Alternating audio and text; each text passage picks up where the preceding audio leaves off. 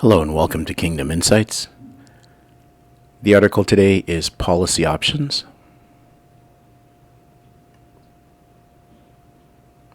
Canada has lost its way in international relations. What we see here at the beginning are blue helmets. Immediately upon seeing this article, I started to think of the blue helmets of those who have died in Gaza, mostly Palestinians, who have laid down their lives for UNRWA. UNRWA has no weapons. They were defenseless. Yet still, this is a memorial to dead UN soldiers. Over 151 UN personnel have lost their lives. And to thank them for their service, countries like Canada have withdrawn funding for UNRWA. A few months before, during the summer of 2023, this article was published. Already someone was saying that Canada has lost its way in international relations. Let's read through this article and we're going to discuss throughout. I think it's very impactful and it's very timely. Canada has lost its way in international relations.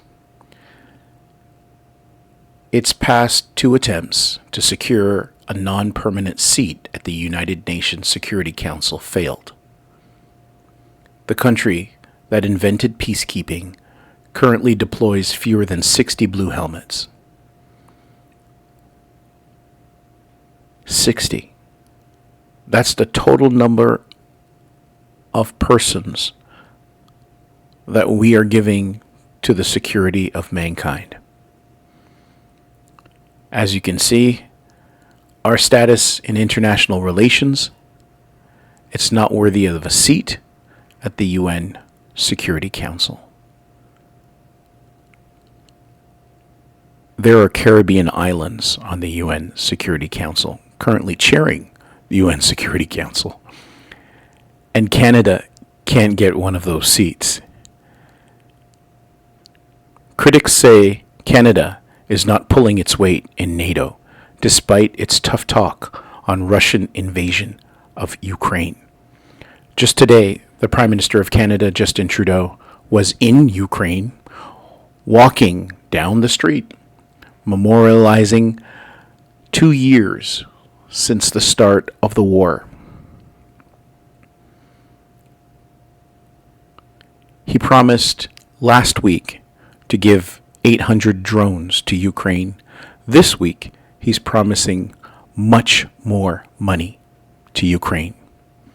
So, in an answer to this criticism issued last summer, Canada is giving more money to Ukraine.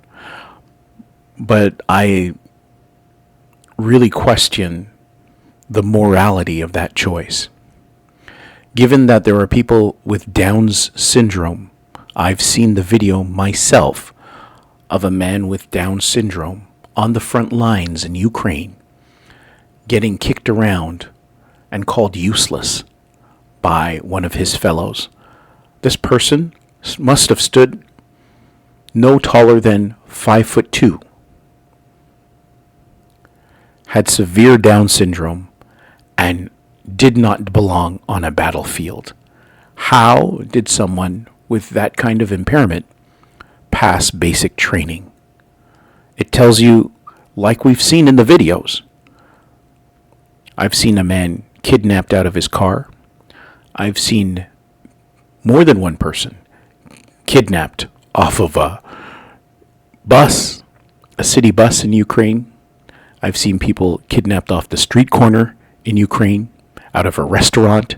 I mean, these are separate instances of videos being uploaded of people being kidnapped and forced into military service at gunpoint. Prisoners, forced prisoners, do not make good soldiers.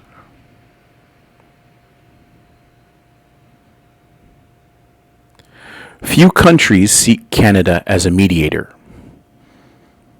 This stands out because right now, how many people are calling on Canada to mediate anything in regards to the Middle East, in regards to the Houthis, in regards to any of these major challenges around the world? All Canada seems to do is make gaffes. In the most recent case, the government of Cameroon even denied that it asked for Ottawa's help. And when we were asked to lead a mission to Haiti, we said no. Canada used to be known as a fixer in the multilateral arena and a champion for causes such as fighting apartheid and creating an international criminal court. Interestingly, right now, at the International Criminal Court, there are over 50 nations speaking up for Palestine. Canada is not among them. It promoted initiatives such as the responsibility to protect and human security, as well as the treaty to ban landmines. Well, there are landmines from one end of Ukraine to the other. And the responsibility to protect is coming into play in Gaza as never before in our lifetimes. And what has Canada said? Except to protect its interests and special interest groups like the Israel lobby. But there haven't been too many big ideas in the past 2 decades. The country's last foreign policy review was published in 2005 and bragged of Canada's role of pride and influence in the world. It is time for a clear-eyed review of Canada's foreign policy. Instead of scanning the horizon for current and emerging threats and challenges to Canada's sovereignty and security, it makes more sense to look from the inside out. This includes identifying vital national interests, managing vulnerabilities, building on comparative advantages, and leveraging them to achieve clear foreign policy objectives. So much has changed in Canada and the world since 2005. Yet, there has been no serious process to assess threats and challenges to Canada or provide a sense of direction on how the country should navigate a fast-changing and challenging international environment. As a result, Canada's foreign policy is ad hoc and reactive, to say the least. Its profile, influence, brand, and reputation in the world are suffering. Now, here, let me say, it is not just Canada. It's the United States, it's the United Kingdom, it's Australia, it's Germany, it's France, it's most of Europe and European colonies. Canada needs a foreign policy compass. I would add to that Canada needs a moral compass before it starts thinking about foreign policy. We need to know who we are and where we're coming from. And I don't think Justin Trudeau and his government can answer either. Some people might think I'm being a little rough, but Justin Trudeau just a couple of months ago had accused India of assassinating persons within Canada. And as far as I know, when he had done that, he had not even begun an investigation.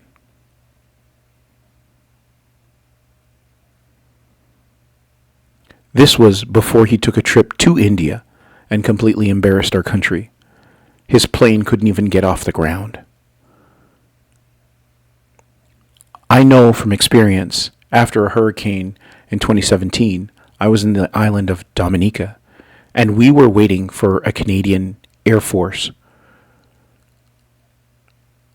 plane to rescue us. We waited all day, and we heard that evening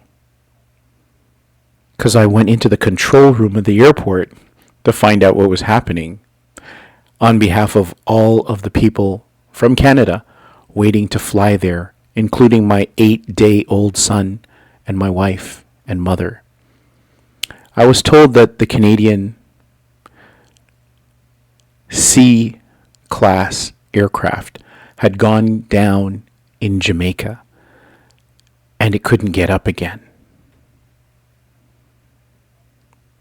So this is not just this year things went bad. Things in Canada have been straying for decades. When you hear that the Prime Minister of Canada was stuck several days because his plane was not working, it's systemic.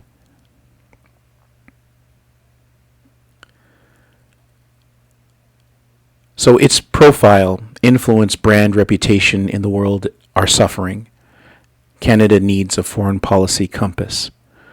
Since the Second World War, Canada's foreign policy has been defined around general objectives to do with making the world safe for Canada and with promoting political liberty, upholding human rights and fundamental freedoms, and respect for the rule of law.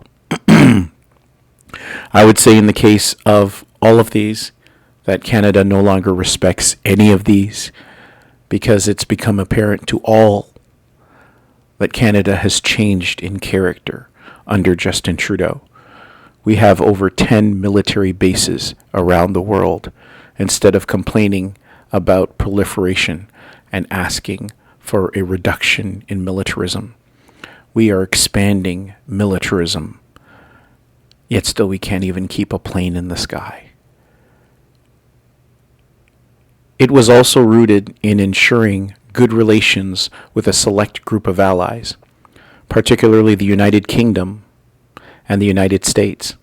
Both of these nations went to the ICJ in the face of 50 nations speaking on behalf of Palestine for Palestinian autonomy, statehood, and an end to Israeli occupation.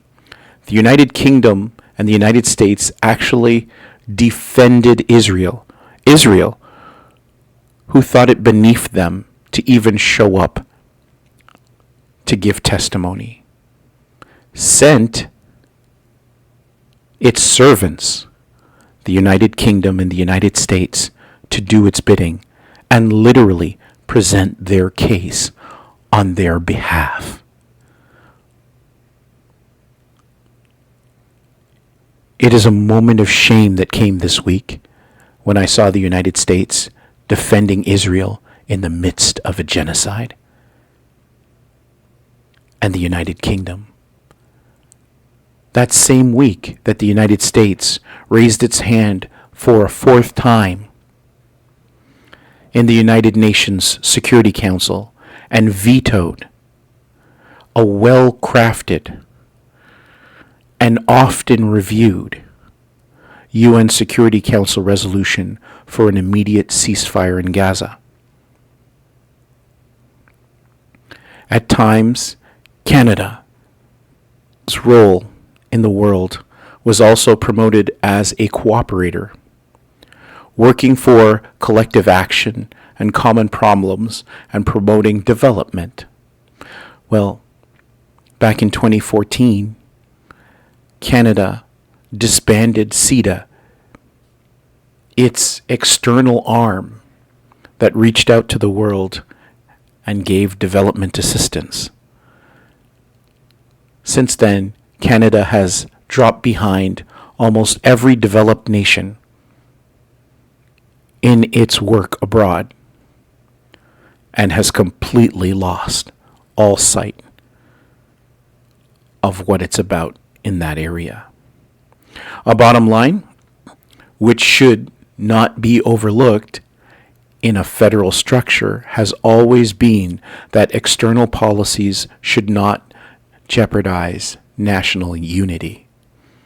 Well, let's just say national unity under Prime Minister Justin Trudeau is just about impossible because of his policies, which are so divisive, dividing people into races, classes, dividing them into sexuality groups and other things that only divide and do not unite. There is no coalition in Canada.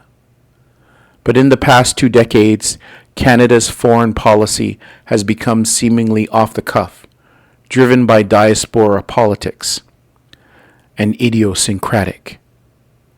Witness the Harper government's policies in the Middle East, or Prime Minister Justin Trudeau's gaffe-filled visit to India. Furthermore, both the country and the world have changed. While geography still matters, the effects of threats without borders, pandemics, transnational organized crime, cyber threats, and the repercussions of faraway crises. For example, migration bring new challenges which have no military solution. On the topic of migration, Canada has accepted a lot of people into the country. In fact, prematurely going and speaking to Israel and opening that they will take 500,000 Palestinians into Canada. That immediately told all of us who have been praying for, working with, and defending the rights of Palestinians for decades that Canada has no clue what it's doing in foreign policy. Palestinians do not want to leave their homes.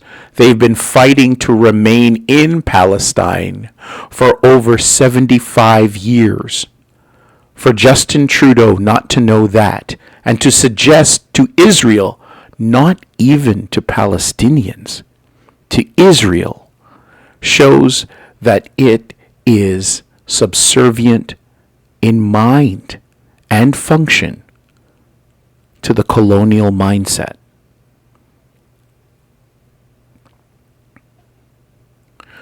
Furthermore, both the country and the world have changed. While geography still matters, the effects of threats without borders, again, pandemics, transnational organized crime.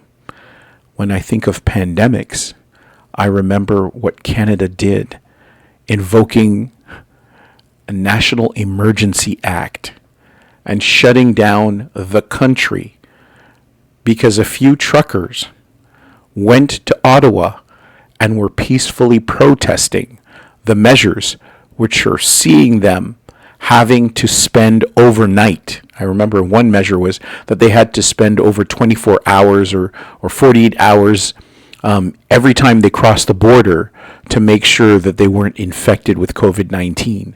So you can just imagine a trucker who's working against the clock, according to time, and their owner-operators, how much money they would lose 24 to 48 hours waiting to see if they're clear every time they cross the border, when their whole job is to cross the border. Again, it shows you how detached Justin Trudeau's leadership is from the realities on the ground. So that's just pandemics, transnational organized crime. Israeli soldiers are selling weapons to third parties. Some of them are part of the axis of resistance. Also in Ukraine, where we're sending so much money, the graft and theft in Ukraine is the greatest criminal enterprise in all of Europe. And they're just throwing money down the hole. I've seen Ukrainian soldiers, just go on Telegram or X, I've seen Ukrainian soldiers pulling their ammunition with a donkey. The money is not getting to them. Their complaints about running out of ammunition, running out of everything they need to persecute the war. One thing everyone can say about Ukrainians is they are brave, but they're not being given the stuff they need to fight. So transnational organized crime, cyber threats, And the funny thing is, we thought the cyber threats were coming from China. At least we were told. We were told that the threats were coming from Russia. And there are. But the greatest threat to us on the internet, in media, in government, in Canada, in the world right now, in the West, is the Zionist lobby,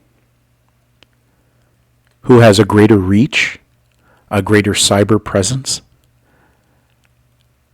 and a greater potential to sway our public policy into a dangerous land where we're making enemies we don't need.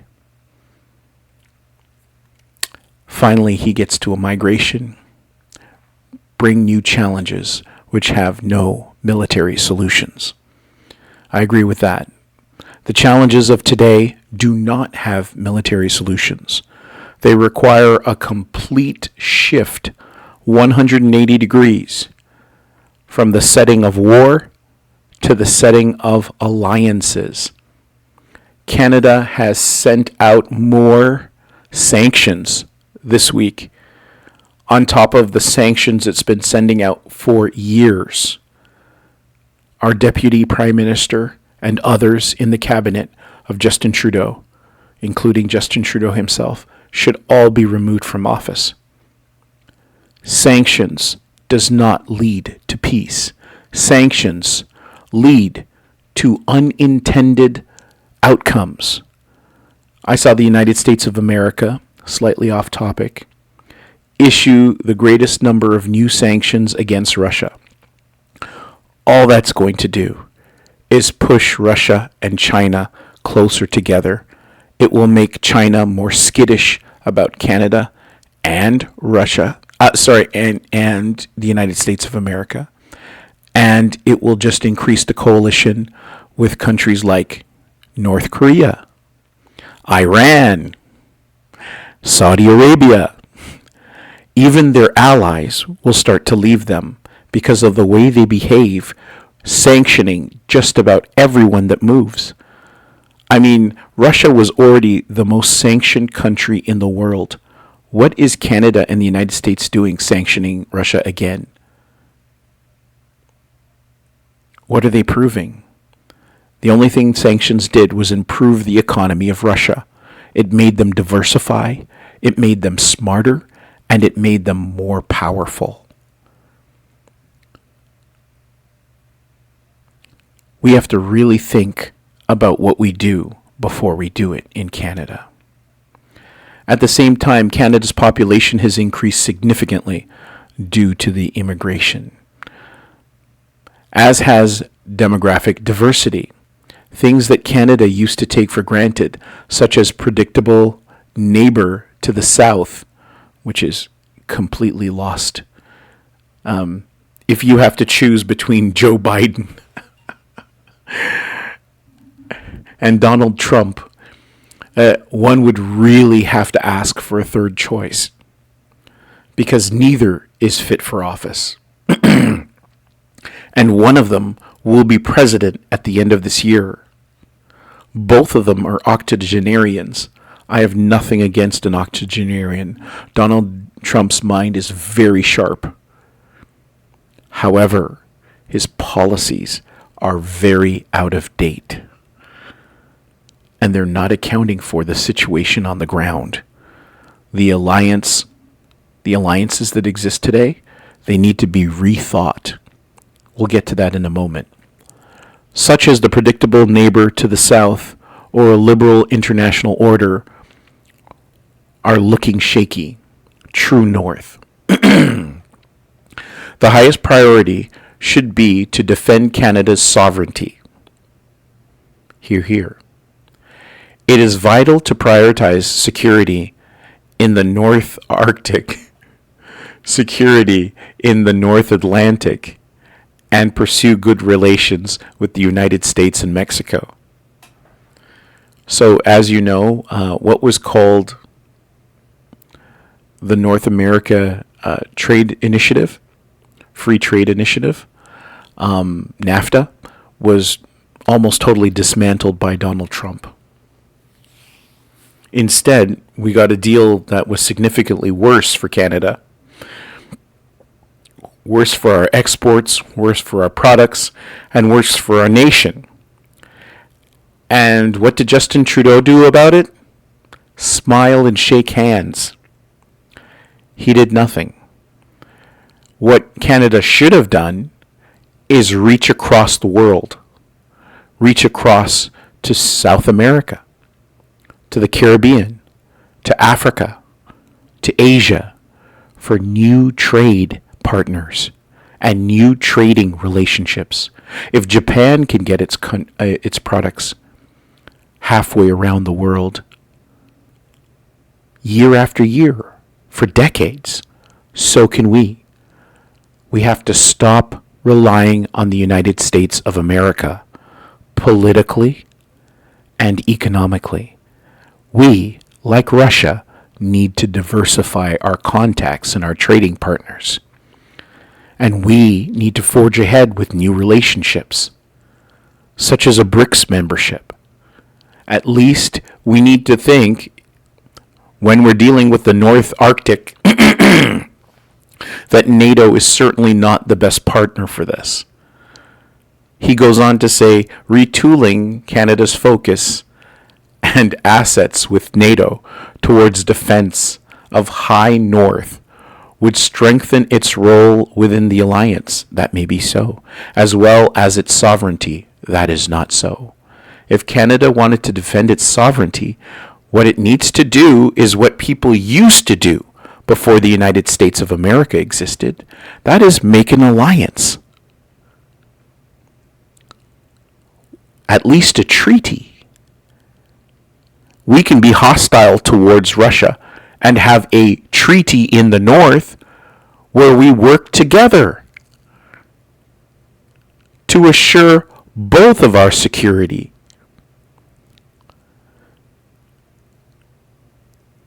If I respect your space and most of the Arctic is Russian, and they respect our space, we can work together. Never forget who your neighbors are. As Vladimir Putin indicated in a recent interview, speaking about China, you can't choose your neighbors. China is Russia's neighbor. The person interviewing him had a clear bias against China and was trying to reach out to and warm up with this relationship between the United States and Russia, which is admirable. But how is one going to reach out to one partner and try to estrange the other? Russia and China are becoming more inextricably linked all the time. At one of their border crossings, there's really almost no border between the two countries. Chinese businesses are moving into Russia and Russian businesses are moving into China. They're reducing the security at the border as they integrate their economies and their militaries. These new relationships are coming in a place and doing things that haven't been done by Europe before. In all the European partnerships and the cross-border trade, even immigration that goes on, they haven't gotten to this level of interconnectedness. And here, they're doing it spontaneously. Because that's how international relationships should grow, spontaneously. Canada is not doing that. Canada is sticking with the United States and the United Kingdom, no matter how estranged they become. We recently had a broken trade mission. I don't know if anyone's heard about it. The breakdown of the trade mission between the United Kingdom and Canada was cheese. It really is time for Canada to start to diversify. There are countries that need what we have. Have we ever thought what a commodity we have in fresh water? How many nations could use some of that? And our amazing ability at doing water treatment, water desalination. We have so many technologies and so much oil. We have so much capability of offering things that people need around the world and really improving our economy. So again, I agree with him that the highest priority should be to defend Canada's sovereignty. But I do not agree that securing the Arctic, meaning more further militarism and partnership with Mexico and United States, is going to be helpful. We do not share a border with Mexico, thank goodness. We share a border with the United States. And that's a pretty secure border. We also have never had serious problems in the Arctic. I don't know why we should go looking for them. So we should be looking for treaties in the Arctic and in the North Atlantic. So I also disagree with the idea of further NATO alliance. I actually think we should withdraw from NATO long term. And we should give them notice that we're planning to withdraw from NATO. I think Canada should become the new Switzerland, an independent nation that takes no sides, that has no enemies, is exactly where a country like Canada should be. Get rid of all of the sanctions that we have against other nations and start to increase trade. Because that is the dispensation that we're in. The dispensation of the unilateral power of the hegemon, the United States of America, has faded. Continued relationship with the hegemon, the United States of America, may lead to terrible outcomes like the farming community in Europe. It's destroyed. The farmers have been protesting since 2019 in country after country because of the terrible policies of the European Union and the terrible influence and subservience to the United States of America. The worst thing Europe ever did for its own economy, especially Germany, was allowing Nord Stream pipelines to become one out of use and the other one literally blown up.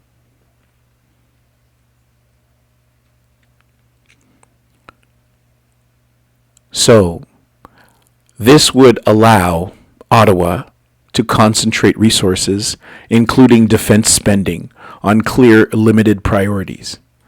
Now, defense spending? Yes, but collective defense spending.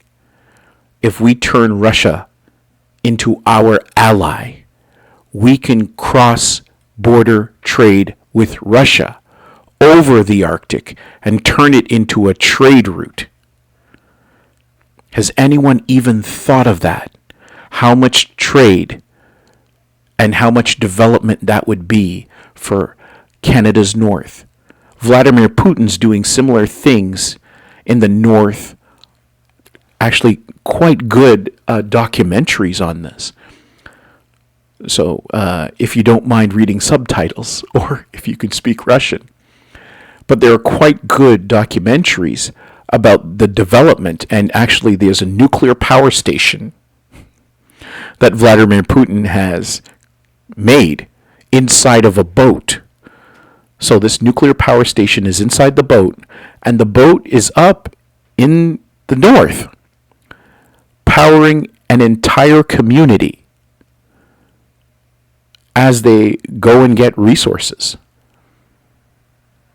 And that's exactly the kind of partnership that we should have Couldn't Canada use a nuclear power station in the form of a boat up in the high Arctic where it's so hard to get electricity and resources and turn that into communities that help the native population up there to sustain themselves, to have fresh drinking water, to improve their housing and their economy? These are revolutionary ideas. Sometimes the best ideas come from the worst articles. This would also allow Ottawa to concentrate resources, including defense spending, on clear and limited priorities.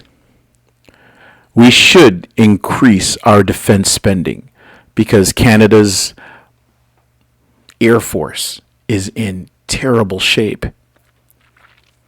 Canada's military in general, like the military of the United Kingdom and Germany and others, has completely atrophied. We really have been not pulling our weight in NATO or in the world in general. And we really have allowed America the hegemon to carry the lion's share. But then again, America the hegemon has been getting into wars that it didn't need to get into. And in reaction to that as well, we have allowed our military to atrophy. We really have to stand on our own 2 feet as a nation in Canada. We really need to have our own military, our own defense.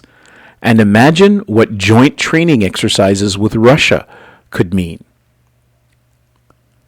I really think the end of this century, if NATO is not thinking of incorporating Russia into the fold, and if NATO is not, and if the European Union is not thinking of welcoming Russia into the fold, it should really fold, because neither organization will have any relevance. The tide is coming, and the South is rising, and the multipolar world is here. The military, talking about the military of Russia and China, are more than double a match for the United States of America, for all of NATO. These 2 countries, without Iran, with Iran and Turkey, and that's how it will split, boys. There would be no future for North America. So it's better to have alliances and friendships and warm relations with these nations who have been seeking this the whole time. Prioritizing the North does not mean withdrawing from everything else. A stable global trade and security environment is in Canada's interest. I agree. The key is to develop and leverage influence in international forums, such as the G7. I don't agree. And the United Nations. I agree. And issues where Canada has credibility. I don't agree. I think Canada needs to start looking at places where it doesn't have any credibility. I think that is exactly where Canada needs to start building. Lack of specialization in global affairs. I did tell you earlier that Canada folded CETA, but it folded CETA, didn't get rid of it. It folded it into global affairs. If you call Global Affairs Canada, you'll get an answering machine message and no one will call you back. So if you're wondering what our foreign policy is as far as the United Nations, well, there are more than one minister with portfolio in that organization. And when you try to get him, you won't get a call back.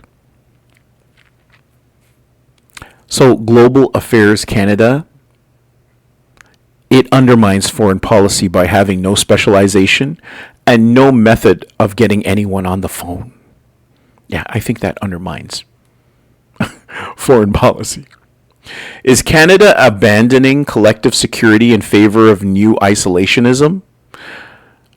I don't think so. I think it's our agenda politics, our domestic politics, our obsession with climate, and our obsession with gender and other identity politics that has completely derailed Canada and made us unpalatable internationally. I mean, the way our politics are today, no one in Eastern Europe will want to have anything to do with us. No one in Asia, no one in the Middle East, and no one in Africa or South America or the Caribbean. These places where morality, traditional morality, is still a thing. And it's a very important thing, central to their culture and lifestyle. When countries like Canada move in to places like Africa and say that aid is tied to you having more transgender access and education, countries in Africa are saying, keep your money. That's the same thing that sanctions do. So that is creating isolationism. The isolation is coming from our politics, not from our security stance. We don't have a security stance. No one is joining the Canadian military, and there is no reason to. When you make us into peacekeepers and defenders, and you have change away from this World War II military style. You know, I used to coach in a military base, Canadian Forces base, Downsview Air Force Base, by the way, for years, and 3 years. And during those years, I got to see a lot of the way the Canadian military culture was. There was a lot good about it. I must say, there was a lot of fantastic people in the military at that time, but the entire military base was turned into a park because we couldn't find a focus for what our military is supposed to do. It's still based on World War II. We can't base our military on the memory of World War II because we have a new world war on the horizon. And the more we keep our eyes fixed in the past, the more we're going to blindly walk into these new conflicts. At any rate, topics where Canada could make a difference and where it has self-interest include disaster risk reduction, mitigation of the security effects of climate change, oh boy, and better governance of the global commons. I think, you know what? I think it's in all the work that everyone has done in climate change. They asked the climate czar, and you can look this up. And the climate czar said, when pressed, what difference does this climate, tax on carbon and other emissions? What net gain have we done, and what good has it done for the environment? The experts could not come up with a number. They have no idea what change has been made. As far as they're concerned, the atmosphere continues to green. So everything that is being done right now to combat climate change is simply not working. And you have to come to the understanding that it's not that we need to do more and more and more and more. It's maybe the science is wrong. Because predictive models have a way of giving us outcomes that we type into the computer. It's a strange analogy, but in Gaza, targets are being selected by 3 AI systems, one of whom is called the Gospel. That one's in charge of selecting targets in Gaza. And they were amazed at the IDF, Israeli Defense Force, how many targets it could choose in such a short span of time. Well, guess what? The targets that it was choosing were friends and family of low-level members of Hamas. Remember, Hamas is the government of Gaza, the democratically elected government of all Palestinians. They just wouldn't allow them to take power. So they've ruled Gaza since 2006 because they wouldn't allow further elections. And if you want to know what radical terrorist thing Gaza did to get on bad terms with the government of Israel, it was simply the act of the people in Gaza voting for them, Hamas. That is all they did wrong. There was no terrorist event. When you come to this understanding, you'll understand that AI has issues. Both issues with atmosphere, predictions of greenhouse gases and warming, and also in terms of selecting targets. Because I think 33,000 misses. Because if you watch Telegram, you'll see in Khan Yunis, where Israel claims to have complete control, in Gaza City and in North Gaza, they've killed over 40 IDF soldiers today. They confirm every action that they do. Many of these have videos accompanying them.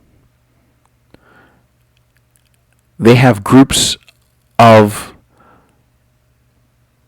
soldiers targeting high-ranking officers. They have groups of soldiers who target IDF snipers. In the West Bank, snipers are the bane of people's existence. In these places where civilians are mostly dispersed from, Hamas is waiting for the IDF to have, a battle. And now that over 1.5 million people are in are in South Gaza by the border, this is when the IDF says that by Ramadan they're going to press in and attack the people who are dying of starvation. This was never a battle for or against Hamas. It was ethnic cleansing and genocide. October 7th was the opportunity to put into place the plan that Theodore Herzl had in the 18th century. His plan was to ethnically cleanse or genocide the population found within the land that would be the Jewish state. Everything, every crime that Israel's committing is in that book, so you should read it. It's called The Jewish State by Theodore Herzl. Reading it ultimately made me leap over all of my understanding of the Arab-Israeli conflict. I suggest you do. Let's get on with this article. Canada is a great power. It is not. When it comes to energy, oh, I stand corrected. A top producer of oil, gas, hydroelectric power. We're really good at that. We should help other countries get onto hydroelectric power. Here's one. The little island, the Commonwealth of Dominica. They have over 100 waterfalls on their island. Some of them are very tall, and easily Canadian technology could turn that into hydroelectric power. They get almost all their power from fuel. They also have thermo power, an active volcano on, semi-active volcano on the island. It's a volcanic island. And they can also produce thermal power. So there's a lot that we could be doing.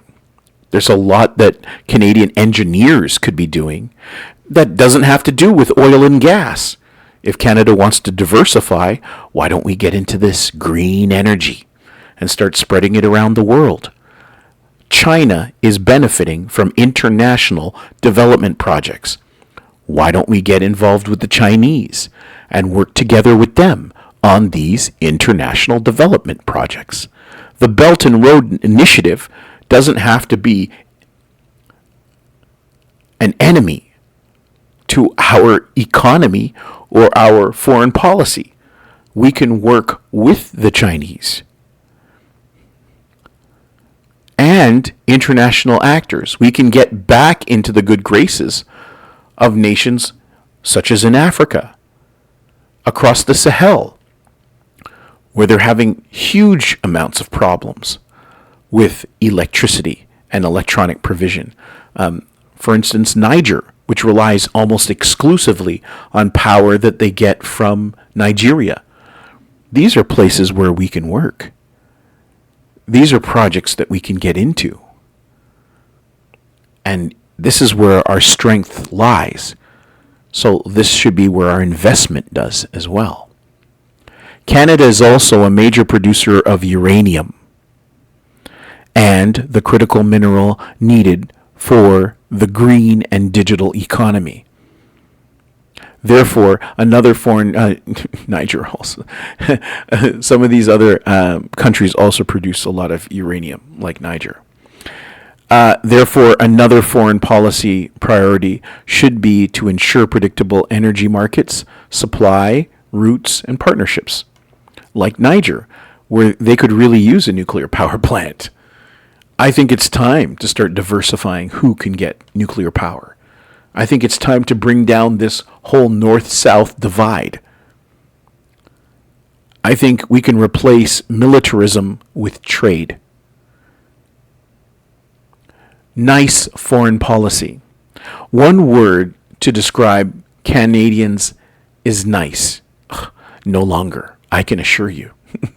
And that word can also be used to describe its natural interests. N equals North America. I really don't agree. I is international stability.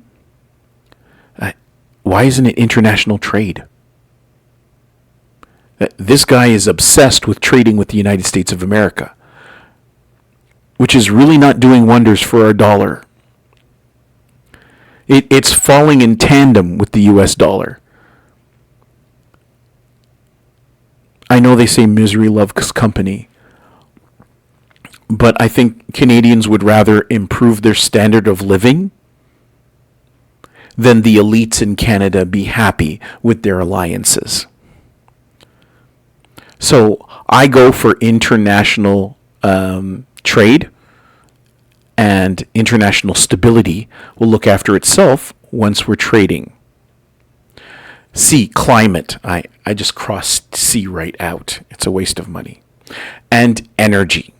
Well, energy is a crucial factor today. Many people, like Jeffrey Sachs, though he believes that thousands of numbers should be taken, but if you're going to take down one number instead of GDP, he would be interested in taking the GNP of a nation. as the single digit to talk about what kind of economy they have, what kind of energy they would have, what kind of retirement they would have. So I think another key indicator for me is just energy. What kind of energy production that you have, how many people do you have in your nation, and what kind of energy sources do you have. I think Canada is very well suited with our energy portfolio. I like the way that we use renewable energy. But now I have to say that green energy is just simply not viable. After spending over 10 years in green energy projects of one kind or another, I can thoroughly attest to the fact that it's too expensive. The minerals that are needed are too far in the ground. There's not enough copper. And that's going to come, no matter what we do, we really got to find a way to reuse the copper that we have. And, we're laying a whole lot of copper all over the place, and it's very necessary for electronic transmission, but it's also harder and harder to find. So we have to decide where we're going to use this most vital resource, copper.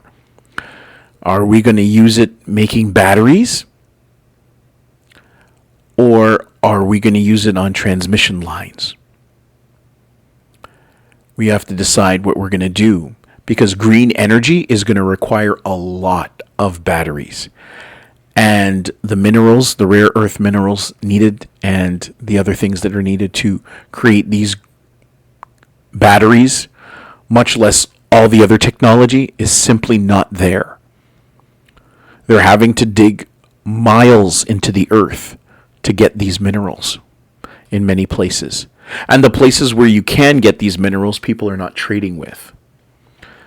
So energy is huge.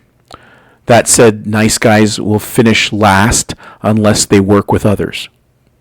Well, here we agree. Nice guys will finish last, and we are way nicer than Americans.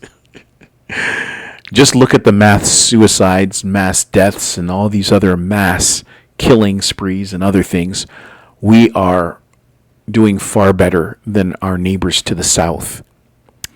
And so that means we will finish last unless we work with others. And when I say others, I mean all others.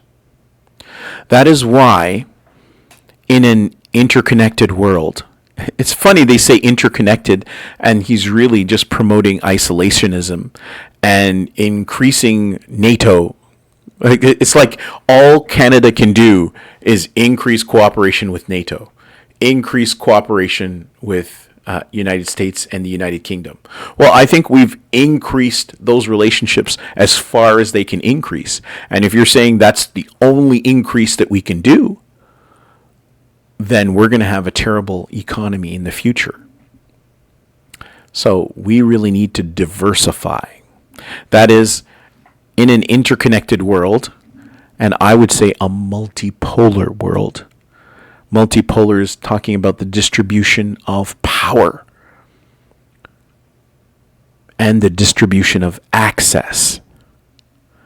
And those with power granting access. Cooperation is in Canada's interest. Effective multilateralism anchored in the rule of law. I think these words like rule of law really just need to be thrown in the garbage. And we need new language because they've been polluted. Because if rule of law is what's going on in Gaza, then I don't want anything to do with the rule of law. If the rule of law is what led to the war in Ukraine, which was the provocation by the United States in expanding NATO beyond where every leader of Russia had agreed it should go. Everybody does not need to be in NATO. And if you want everyone in Europe, East and West, to be in one organization, then you should create something other than NATO. Because if you want to take it like you have with Japan to the Pacific, maybe it should be North Atlantic and Pacific organization, and you should really incorporate Russia in. You cannot keep barricading in Russia. You cannot keep barricading in China. I don't want to get too far off topic, but the United States has armed Australia. Recently, this past year, has rearmed Australia, rearmed South Korea, rearmed Taiwan, and armed Taiwan, sent soldiers to Taiwan. Some Marines are stationed on a little island that they've taken over 30 miles off the coast of China. Then they've rearmed Japan. This is naked provocation. When you start provoking nations to this extent, and they're remaining as calm as they are, you have to understand that we are the belligerent party. Like Israel has bombed Syria, has bombed Yemen. Israel has bombed Iraq. We're talking within the last week.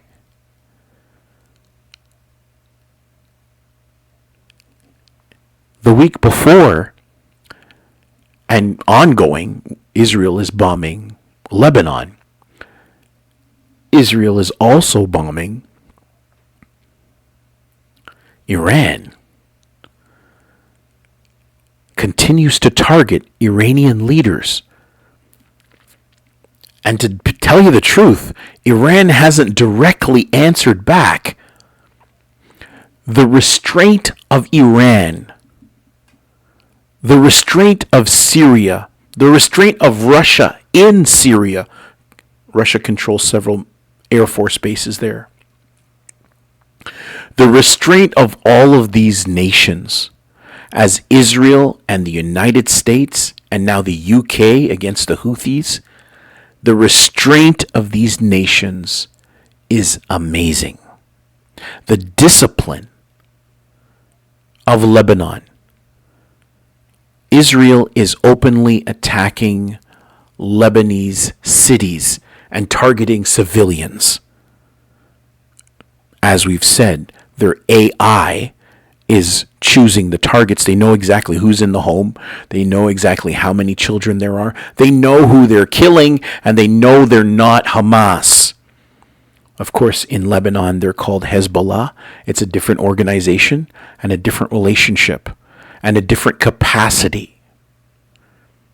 You have to understand, when you talk about the axis of resistance, when you talk about these countries, they're not all one. They're independent nations who are coordinating a response to the provocation coming from the hegemon. And so long as we give provocation, we're going to see increasing resistance, because all the way back to Osama bin Laden and before, all the way back to the initial rebellion coming out of Egypt, is the fact that all the way back to World War I and the British Mandate, all that they wanted is for the Europeans and now North Americans to leave them alone. Why are there U.S. military bases all across the Middle East with over 80,000 soldiers stationed there? 30,000 on the books, 80,000 in reality. Just call them soldiers, agents, and others in the region.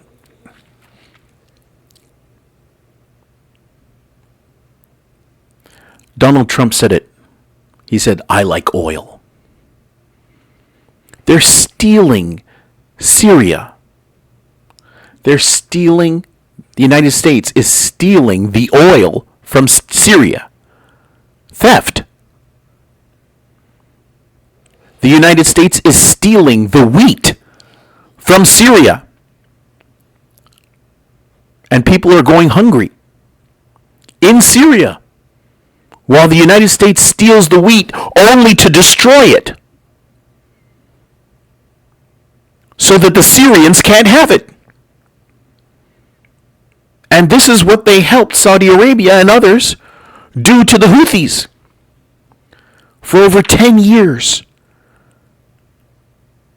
Everything that is happening in Gaza was happening in Yemen for decades.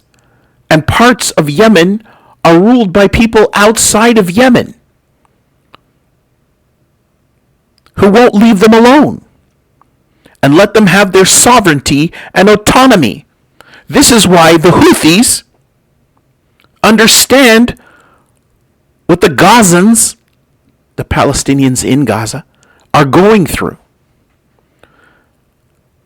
Yet still the media in the West won't tell that story.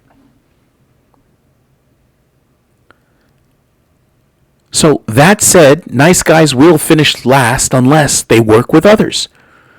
I'm explaining to you what the axis of resistance is. I'm explaining to you what the BRICS is.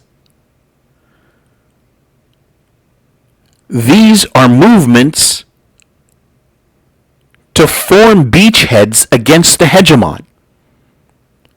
And the hegemon has less allies at every turn. Soon this will lead to war. Where will Canada's allegiance lie?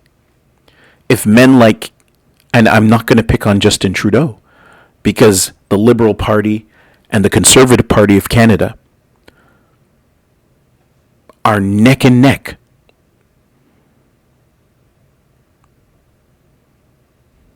On the Zionist bandwagon. And that lobby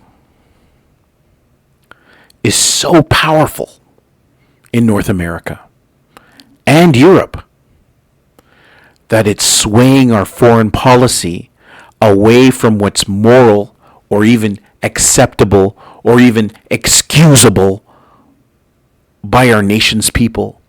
And it's exposing us to the fact that there is no difference between the government and the mainstream media. They have the exact same message. And it's been like that for decades. But this single conflict has exposed it like nothing else. That is why, in an interconnected world, cooperation is in Canada's interest. I agree. But with who? Effective multilateralism, anchored in the rule of law, is the real politique, not fuzzy liberal internationalism. Well, neoliberalism and neoconservatism, it's the same white power. And that is at odds with a free and democratic world. While focusing on a narrower set of national interests, Canada, I do not believe so. I think Canada needs to do the exact opposite. A wider set of diversified national interests, diversified relationships, diversified immigration. We're only getting immigration from one place right now, India. And the other immigration that we're getting right now is from China. And what other immigration is there? It's coming from hotspots around the world where people are in conflict. Yet still there have been people lined up for decades to get into Canada that don't have access.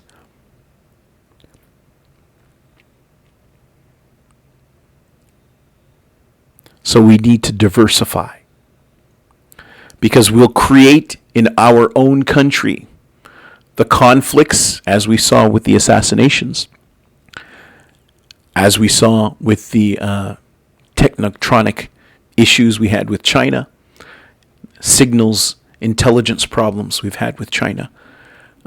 We will import these problems as we import that many people from a given nation. When you bring 2 million people from one nation, we will create communities, concentrated communities of power and economic leverage that will work against Canadians. It is to our advantage to select a few people from many nations than many people from a few nations. This is just logic. And the fact that this logic is not operating anywhere in our Canadian structure does not bode well for us. Ottawa should explain, in doing so, Ottawa should explain to Canadians why international peace and stability, as well as good neighborly relations, are worth increased investment in political and diplomatic capital. Well, was that written in a different article?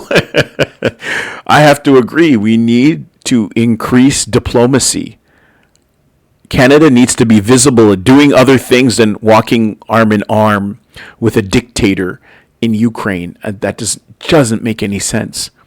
If Canada was making a statement that we were going to help fix the houses in Ukraine, or we were going to help Ukraine with their nuclear power plant, or with energy and that kind of stuff, if we were going to do non-military things to help the lives of the Ukrainians build back better, as it were, I'd be all for it, because we would be earning income in that nation repairing it. White paper for the Great White North. A clear set of national interests would put Canada in a stronger position with the United States and enable it to define coherent, consistent policies in relation to China, Russia, and the European Union, rather than following events or external pressure. That's all Canada does. Not least from Washington. Here we agree. We have to step away. It would also give Canadians a clear set of unifying objectives to show other countries where Canada stands on key issues. Canadian foreign policy needs a sense of direction. I think that's omnidirectional. It needs a compass pointing north to... I don't think so. I now disagree with the premise. It needs a compass pointing north to navigate the country through difficult times, changing relationships, as well as emerging threats, challenges, and opportunities. It is a time for a white paper on foreign policy for the Great White North. This article is part of a series on the future of Canadian foreign policy. And you can see here, it's written by a gentleman named Walter Kemp. He's a co-chair of the Institute for Peace and Diplomacy, Canada's Interests in a Shifting Order project, and author of Security Through Cooperation to the Same End. So you're welcome to republish this policy options article online or in print periodicals under Creative Commons no derivatives license. I read that just in case. So I really enjoyed his article. I understand Walter Kemp's perspective. Being a Canadian, these are the tried and true Canadian tropes If you're going to be a professional in this industry, I suppose sticking to the tropes will make your analysis much more acceptable, palatable, and you will probably get more funding this way. But you can see here, he's concentrating on Arctic, Canada, US, European Union.